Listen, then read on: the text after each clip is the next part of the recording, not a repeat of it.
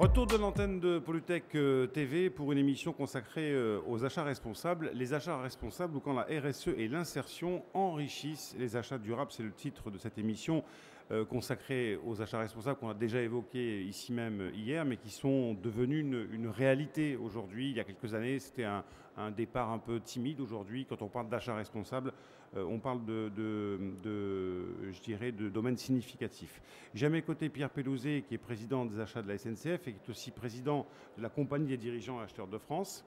Gérard Bruno, qui est vice-président de l'Obsar, qui est l'Observatoire des achats responsables, et Alain Châtenay, qui est délégué général de l'Observatoire des achats responsables. Monsieur Pelouzet, bonjour. Bonjour, je vais juste préciser, je suis directeur des achats de la SNCF, sinon mon président va m'en vouloir si... J'ai dit président, pardon. Si par hasard il tombait sur cet enregistrement. Voilà, la rectification était nécessaire. Donc je le disais, vous êtes le président, par contre... Là, je suis président de l'Association des acheteurs de France, de donc la CEDAF, effectivement. Compagnie des dirigeants et acheteurs de France. On peut faire un cadrage général d'abord sur les achats responsables en France? Alors les achats responsables, effectivement, c'est un des chevaux de bataille de la CEDAF, de l'Association des acheteurs. Les achats responsables, ça couvre tous les domaines du développement durable, c'est-à-dire aussi bien l'environnemental, j'allais presque dire évidemment, mais aussi tout aussi évidemment le social, le sociétal, handicap, insertion, et on va pas mal en parler, et aussi tout le volet économique, travail avec les PME, comment travailler mieux avec eux, les développer. On a parlé par ailleurs sur ce salon de la charte de bonnes pratiques que nous avons développée avec Bercy. On a parlé du pacte PME pour développer les PME. Donc vous voyez, un volant assez large sur l'ensemble des composantes du développement durable sur lequel nous nous battons pour faire avancer les bonnes idées, les bonnes pratiques. Alors vous qui êtes des deux côtés de la barrière, pour ainsi dire, puisque d'un côté vous avez cette action un peu militante et de l'autre vous avez votre rôle de directeur des achats de la SNCF. Qu'est-ce qui a changé significativement ces 5 dernières années ? Je pense que l'état d'esprit est en train de basculer et c'est surtout là-dessus qu'on essaye de se battre. C'est bien de mettre des lois, c'est bien de mettre des actions, des chartes, etc. Mais ce qu'on ressent, c'est que ça y est, les gens basculent, commencent à voir qu'au-delà de ces signatures, de ces chartes, etc., il y a un vrai intérêt à titre du pays, un vrai intérêt à titre de chaque entreprise, un vrai intérêt à titre individuel d'agir différemment vis-à-vis de tout ce qui peut être différent. Quand on parle handicap, insertion, quand on parle pour un grand groupe de PME, on parle d'entités différentes, de manières de penser différentes. Et ouvrir les acheteurs à ces mondes différents, qu'ils arrivent à mieux les comprendre, c'est ça le basculement qui est en train de se produire. Alors, je vais faire un parallèle. Dans les clean tech, on dit les grands groupes ont du mal à tirer les PME et les TPE vers le haut. Dans les achats responsables, c'est plutôt le contraire. Ce sont les grandes entreprises, les grandes administrations, les grandes collectivités qui ont donné le là et qui aujourd'hui ont vraiment tiré les petites entreprises, qu'elles soient donneurs d'ordre ou fournisseurs, vers l'excellence, en tout cas tendre vers l'excellence. C'est ça. C'est ce qu'on essaye de faire en tout cas. C'est effectivement de se dire, si les grands donneurs d'ordre ne vont pas de l'avant et ne vont pas effectivement au-devant de ces PME pour les faire grandir, pour les faire grossir, nous n'aurons jamais le tissu économique en France qui, si on compare à l'Allemagne, fera que notre pays continuera à grandir, continuera à évoluer. C'est alors pour le coup vraiment le credo de Pacte PME dont je suis vice-président, c'est d'arriver à identifier ces PME innovantes, ces PME de demain, de les faire grandir, de les faire devenir des entreprises de taille intermédiaire qui pourront concourir non seulement en France, mais sur le monde, sur l'Europe, et c'est ça qu'on veut pour notre pays. Gérard Bruno, vous êtes un jeune retraité, je crois, ex-chargé de mission au service des achats de l'État, au SAE, mais vice-président surtout de l'Obsar. Vous avez travaillé, bien sûr, en collaboration avec la CEDAF pour essayer, je dirais, de donner une impulsion de l'État, bien sûr, une impulsion institutionnelle, on va dire. Parlez-moi un petit peu des premières approches il y a quelques années et puis de votre évolution au fil de l'eau. Oui, très facilement. Les premières approches, c'est que l'État qui édicte un certain nombre de réglementations avait du mal à se les appliquer à lui-même. Donc, au bout d'un moment, la prise de conscience a eu lieu que finalement, l'État devait être exemplaire. Et nous avons effectivement... alors, c'est Jean-Baptiste de Foucault, qui est quelqu'un d'assez connu sur le plan de la citoyenneté et de la responsabilité sociétale, qui a donné une impulsion en allant voir le ministre des Finances en disant « c'est pas normal ». Bon, voilà, il y a des lois et on ne les applique pas à l'État. Les achats ne comprennent pas de clause sociale. C'est assez étonnant. Et puis, à ce moment-là, on commençait à frémir un petit peu avec un certain nombre de ministres sur le développement durable. Et donc, ou de secrétaire d'État de l'époque, je pense à Nathalie Kosciusko-Morizet, par exemple, qui, effectivement, donné le là.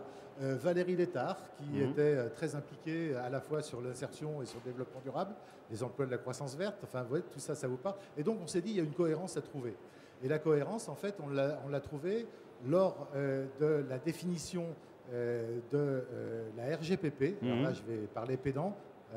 Révision générale des politiques publiques, qui non seulement a pour objectif de faire des économies à l'État, mais j'oserais le dire, de faire des économies intelligentes. La RGPP a été finalement une bonne occasion de tout remettre à plat. Je vais vous dire, le 12 décembre 2007, très exactement, premier communiqué de l'Élysée sur la RGPP, 4 objectifs à la politique d'achat de l'État. 1, faire des économies, ça ne vous étonnera pas. 2, utiliser les clauses sociales des marchés publics comme levier, donc les marchés publics comme levier pour l'insertion. 3, faire des achats durables, connotation plus verte. Et 4, favoriser l'accès des PME à la commande publique. Si ce n'est pas ce que vient de dire Pierre Pélouzet, ça y ressemble fortement.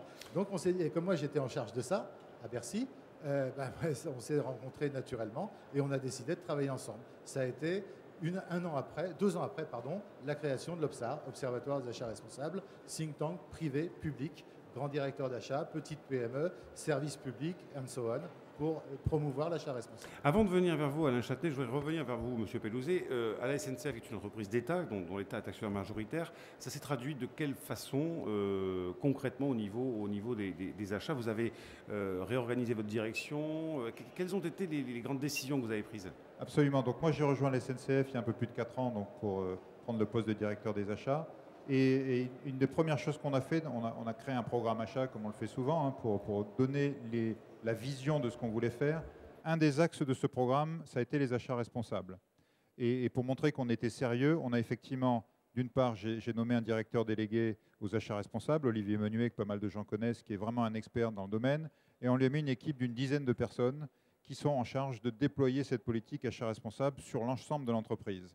Donc, alors vous allez me dire, ce sont des moyens, mais déjà, quand on n'a pas les moyens, on a du mal à déployer ce qu'on veut faire. Au-delà de ces moyens, on a déployé de la formation, on est allé au-devant de toutes les équipes pour leur expliquer ce qu'on voulait faire, pour construire avec eux ce programme, avoir des relais dans toutes les régions.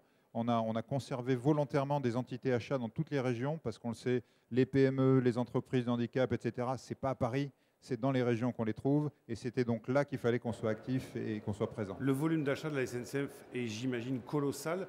Un ou deux exemples d'achats responsables? Alors, les achats responsables, comme on le disait, ça va couvrir tout un tas de choses. Ça va couvrir de l'achat dans l'environnemental, c'est-à-dire, par exemple, les tissus des tenues de nos agents sont en coton équitable. On fait évidemment attention à la manière dont on achète l'électricité pour le CO2, etc. Ça va couvrir donc le handicap et l'insertion. Arriver à travailler de plus en plus. Aujourd'hui, on arrive à avoir évidemment des domaines classiques, le nettoyage, etc., mais aussi des domaines techniques. C'est-à-dire qu'aujourd'hui, par exemple, des pièces techniques comme les pièces qui permettent de faire le lien entre le train et le câble électrique qui passe au-dessus, ce sont des pièces qui sont réparées par une entreprise du handicap, un EA. Donc, vous voyez, un domaine extrêmement technique, ce qu'on n'avait pas jusque-là. Donc, on voit une ouverture des possibilités énorme. Et puis, le troisième volet, le volet économique, c'est de travailler de plus en plus avec des PME. Et on a pas mal de success stories de PME qui n'arrivaient pas à nous atteindre et qui, aujourd'hui, au travers de ce qu'on a mis, peuvent travailler avec nous et développer de l'innovation avec nous.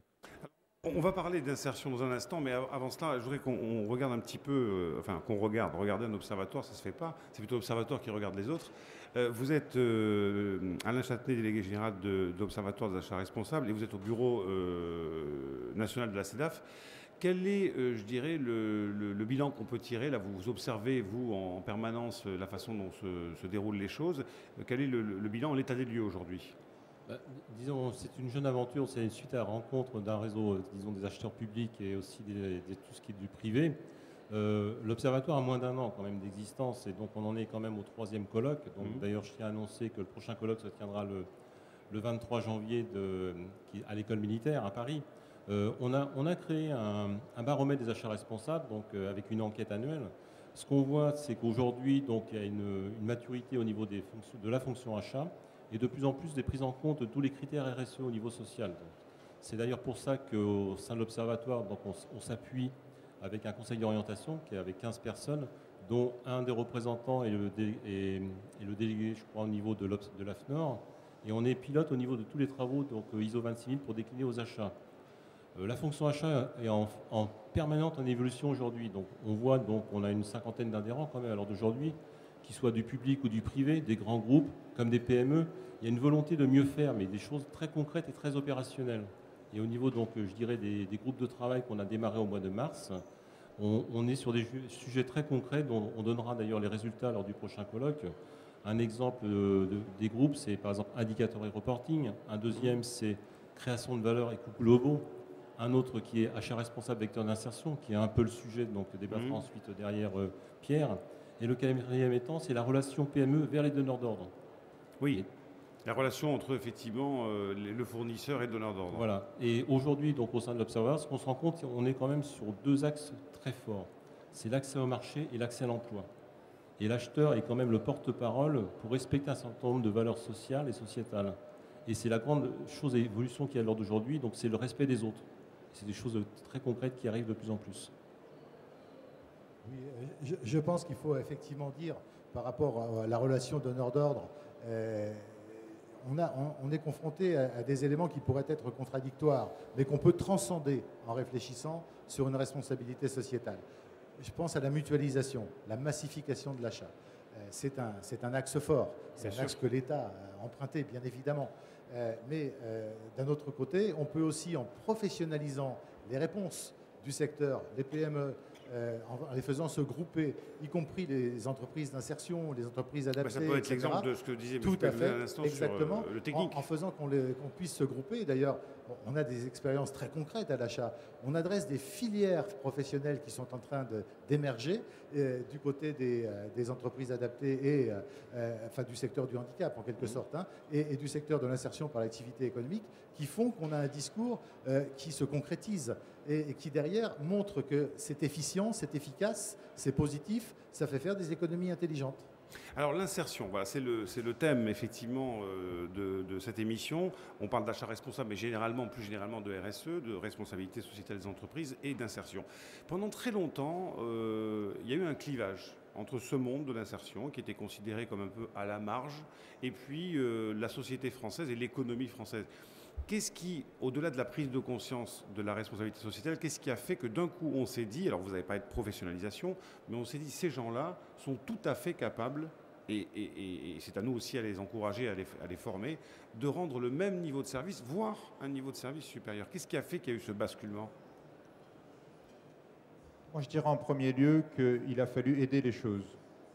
Et il faut être concret et sincère et sans langue de bois. Oui. Une des choses qui a aidé, c'est la taxe qu'on fait payer aux entreprises qui n'emploient pas directement dans leurs entreprises ou indirectement par leurs achats des personnes handicapées.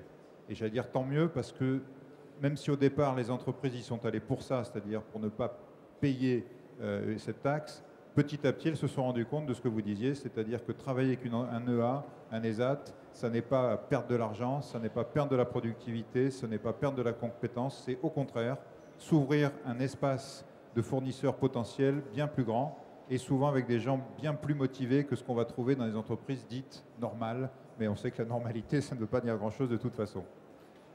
C'est sur ce constat que beaucoup d'entreprises ont réfléchi. C'est sur ce constat qu'on a bâti l'association Pas à Pas, dont je peux peut-être, si vous voulez bien, dire quelques mots, que je préside, qui est une association qui regroupe un certain nombre de grandes entreprises, La Poste, Saint-Gobain, PSA, etc., et qui a pour objectif justement de rapprocher ces mondes. La difficulté quand on veut travailler avec des entreprises secteur handicap et insertion, c'est déjà de les trouver. Comme me disaient mes acheteurs, je veux bien travailler avec elles, mais où elles sont? Si je regarde dans les pages jaunes de l'annuaire, je n'ai pas un pavé qui me dit handicap insertion, et encore moins m'explique ce qu'elles savent faire. Et ensuite, une fois qu'on sait où elles sont, c'est de leur faire savoir ce dont on a besoin et de comprendre ce qu'elles savent faire. Pas à pas, c'est ça. C'est ce qu'on appelle une place de marché électronique sur lequel se trouve l'ensemble des entreprises de ces secteurs et sur lequel les grands groupes peuvent déposer des appels d'offres. Alors j'ai, en préparant cette émission, bien sûr, été voir sur Pas à Pas, c'est assez extraordinaire parce qu'on est sur Marketplace, enfin une place de marché, et on peut vraiment par département, par secteur d'activité, très facilement trouver. Alors je vais prendre un exemple classique, c'est l'imprimeur, parce que bon, on se dit, voilà, dans le secteur de la communication, ça peut être l'imprimeur, mais il y a beaucoup d'autres secteurs. Absolument. Absolument, il y a beaucoup d'autres secteurs, c'est pour ça que j'ai insisté tout à l'heure sur le fait que ces mondes-là se sont ouverts à des secteurs complètement nouveaux. Je vous parlais de nos pantographes pour aller chercher l'électricité. Si je prends un autre exemple, SNCF, mais c'est évidemment les exemples que je connais le mieux, les rampes de lumière qu'il y a dans les TGV à l'intérieur pour vous éclairer sont toutes réparées dans l'Est de la France par un établissement handicapé. Donc vous voyez, ce sont des pièces quand même importantes, parce que si ça prend feu dans un TGV, vous voyez les conséquences. Donc sur des actions de sécurité, sur des actions extrêmement techniques, on a aussi une offre aujourd'hui. Cette offre, on a voulu la renforcer en faisant un certain nombre de partenariats. Pas à pas est en partenariat avec deux entités qui représentent le monde du handicap d'une part et le monde de l'insertion d'autre part, parce qu'il nous fallait s'assurer que cette offre vienne vers Pas à Pas. Ce n'était pas le tout d'essayer de faire venir les grands groupes vers ces entreprises. Donc, côté handicap, c'est Andeco, dont peut-être Alain et Gérard vont en dire un mot, mais Andeco qui nous aide et qui travaille avec nous pour faire venir, pour faire connaître. Et côté insertion, c'est la VIS qui fait la même chose, de manière à ce que nos bases de données, à ce que toutes nos relations soient faites de la manière optimale. Oui, alors effectivement, Pierre a raison, puisque en fait, moi, de mon côté, à l'État, dans mon ancienne fonction, j'avais effectivement eu la même intuition. Et on a même réalisé un certain nombre d'achats concrets qui ont montré que la qualité et la pertinence de l'action d'achat vis-à-vis de ces secteurs était patente. Donc il fallait développer. Donc j'ai été voir les secteurs en question, j'ai été voir le secteur du handicap, j'ai été voir le secteur de l'insertion par l'activité économique, et je me suis aperçu qu'ils n'étaient pas visibles et qu'on ne les connaissait pas. Et donc en fait, la première condition de réussite, c'était de les rendre visibles. Donc j'ai proposé à ces secteurs de travailler. Donc on a créé l'association Andeco avec des fédérations du handicap pour mettre en place une base de données qui référence les 2000 et là, vous étiez au SAE, tout à fait. Aux 2000 EA ESAT. Ensuite, c'était d'abord, mais c'est pas grave, été voir le secteur de l'insertion par l'activité économique pour faire la même chose. J'ai eu un très puissant allié qui s'appelle Martin Hirsch, qui m'a permis de convertir avec des espèces... C'est bien de l'avoir avec soi, oui. Tout à fait, avec les espèces sonnantes et trébuchantes de la Caisse des dépôts. Le moyen de monter un site internet qui s'appelle socialement-responsable.org, socialement-responsable.org, qu'on a fait gérer par l'AVIS, donc Agence de valorisation des activités économiques de l'ami Hugues Sibyl, et qui référence les 4500 IAE, enfin structures d'insertion par activité économique de France et de Navarre. Et à ce moment-là, c'est le moment où on se voyait, comme je l'ai dit tout à l'heure, on s'est dit on va travailler ensemble. C'est idiot que chacun soit dans son village gaulois avec ses grandes palissades. Non, on va ouvrir, faire de la transversalité, faire du public-privé en même temps et fédérer tout ça. D'ailleurs, sur le stand de Village d'insertion, nos partenaires sont là, ils y sont tous les trois. Voilà. Oui, Excuse-moi Alain, juste un mot. À partir de là, ça nous a permis de développer une exigence des acheteurs, c'est d'avoir effectivement en face de nous des professionnels et d'avoir des possibilités de mutualisation à travers les filières dont je parlais tout à l'heure. Donc on adresse des demandes d'achat, on facilite la relation de la demande et de l'offre. Comme j'ai dit tout à l'heure au niveau de l'Observatoire, donc c'est un lieu de rencontre d'espaces acheteurs publics et privés. Donc au niveau de l'insertion par le handicap, ce qu'il faut savoir, c'est que les deux réseaux d'acheteurs étaient présents au conseil d'administration de Andeco, à savoir le SAE et la CEDAF. Donc je représentais la CEDAF. Et je dirais le beau résultat de cette année de Polytech, on voit bien que la dimension RSE prend de la place. Et on a réussi à créer quand même le village de l'insertion au sein de Polytech, qui a quand même une consonance très environnementale, avec sur le même espace à la fois Andeco, la VIS, Pas à Pas et aussi la CEDAF. Donc c'est quand même une grosse évolution dans la relation. Et on voit bien que le métier d'acheteur, il va vers les autres et il essaye d'intégrer les problématiques des autres, mais non plus sous forme d'un rapport de force, mais sous forme, je dirais, d'aller chez les autres pour les aider à mieux se former et se qualifier. Moi, j'ai une question que j'aimerais poser à vous trois, c'est votre responsabilité aujourd'hui. Parce qu'on sait que le poids de l'économie sociale et solidaire en France, ça pourrait être 10%, 10, 12%, enfin, à peu près, selon les régions, c'est plus ou moins important. Vous avez enclenché ce phénomène. Aujourd'hui, vous avez une responsabilité vis-à-vis de ces entreprises, comme des entreprises de l'économie traditionnelle. Alors, comment abordez-vous chacun cette nouvelle responsabilité de ne pas laisser tomber à un moment donné et d'être tout le temps en veille pour que ces entreprises continuent à se professionnaliser, soient pérennes au plan économique et qu'elles ne déposent pas le bilan, parce qu'on parle bien d'activité économique soutenue. On est bien d'accord sur l'activité économique soutenue, mais je vais juste ajouter un point dans le paysage, c'est que traditionnellement, ces activités-là étaient d'abord des activités subventionnées. Aujourd'hui, les subventions baissent. Donc, la seule possibilité de viabilisation Donc, on pérenne, imagine votre responsabilité, si jamais vous laissez tomber et que les subventions ne sont plus là, c'est fini. L'idée, c'est d'avoir effectivement, dans ces entreprises, l'affirmation du professionnalisme, de la capacité de produire, de vendre, d'être au niveau de qualité qu'on attend, et derrière, effectivement, au niveau de puissance qu'on attend aussi, c'est-à-dire la mutualisation des filières professionnelles. Si elles ne le font pas, elles vont toutes disparaître parce qu'elles auront de trop grosses difficultés pour surnager. Ce n'est pas possible. Donc notre idée, c'est d'être en fait des intégrateurs, des facilitateurs de relations. Ça, pour l'Obsar, c'est tout à fait clair. Donc, je suis entièrement d'accord au niveau de l'Obsar. On est vraiment là pour faciliter la relation, pour éviter aussi d'avoir des relations déséquilibrées et aussi de limiter les critères qui peuvent être discriminants. Donc, ce qui fait que plus on globalise, plus le risque il est porté par les plus petits. Et plus les gens sont plus petits, plus il y a des risques pour l'emploi et donc l'insertion derrière. Je vous donne le dernier mot, Pierre Pellouzet, mais en tant que directeur des achats de la SNCF, oui, c'est la responsabilité d'une entreprise comme celle-là vis-à-vis de ce pan de l'économie. Je crois que cette responsabilité, si on ne l'avait pas prise en compte, on ne serait pas là où on est aujourd'hui, des gens ne seraient pas en train de vous parler. Parce que pour mettre en œuvre tout ce qu'on a pu décrire, pour mettre en œuvre l'Observatoire des achats responsables, pour mettre en œuvre Pas à Pas, pour mettre en œuvre Pacte PME, etc., je peux vous dire que ça a été des années et des années de travail, de constance, de persistance. Donc je pense que oui, ce qu'on veut dire, ce sont des valeurs qu'on a nous, et ce sont des valeurs qui, je pense, sont partagées par nos entreprises. Je pense que personne ne rougirait à la SNCF si je disais que dans les valeurs de la SNCF, il y a évidemment l'aménagement du territoire, aller vers les autres, travailler avec les handicapés. On voit tout ce qu'on essaie de faire pour rendre nos trains, nos gares, etc. plus accessibles. Donc ça fait partie des valeurs de l'entreprise. Et pour moi, c'est important. Cette rencontre entre des valeurs humaines, individuelles et des valeurs d'entreprise, c'est effectivement la garantie que ce qu'on fait, ce n'est pas juste un petit coup sous les projecteurs aujourd'hui ou demain. C'est vraiment une volonté d'aller de l'avant et avec beaucoup d'obstination, de continuer à travailler ces sujets parce que, comme vous l'avez bien dit, si on s'arrête demain, il ne faut pas que tout s'arrête, il faut que ça continue. Eh bien, merci d'être venu sur ce plateau TV. Nous parlerons tout à l'heure avec Fidarec d'un thème qui est proche de celui-là, entre coopération et concurrence. Quel juste milieu pour un développement durable en temps de crise, hein? Est-ce qu'on se bataille ou est-ce qu'on essaie de travailler ensemble, la coopétitivité? Donc c'est un thème qui ressemble un petit peu à ce que vous faites aujourd'hui. Entre-temps, on aura un rendez-vous sur le village spatial, avec le village spatial, comment les satellites peuvent aider, je dirais, à la bonne gestion de notre environnement à travers l'observation des crues, l'observation des incendies.